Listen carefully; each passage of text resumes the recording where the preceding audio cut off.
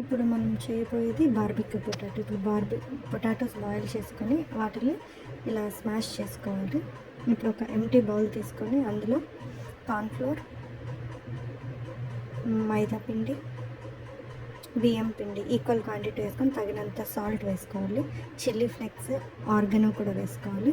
ఇప్పుడు వాటర్ వేసుకొని లూజ్గా దోసపిండి కంటే ఇంకొంచెం లూజ్ క్వాంటిటీ వచ్చేలాగా కలుపుకొని పెట్టుకోవాలి. ఇప్పుడు ఒక కడాయిలో ఆయిల్ పెట్టి వేడి చేసుకొని పొటాటోస్ అందులో వేసి డీప్ ఫ్రై చేయాలి. ఇప్పుడు ఒక బౌల్ తీసుకొని దాంట్లో మైనీస్, కెచప్, తగినంత పాలు, ఆర్గానో, చిల్లీ ఫ్లేక్స్ వేసి ఇలా లూజ్గా చేసి పెట్టుకోవాలి. తర్వాత ఒక ప్లేట్లో మనము చేసిన పొటాటోస్ అన్నీ పెట్టి దానిపైన ఇందాక చేసుకున్న కెచప్ని దానిపైన వేసి సర్వ్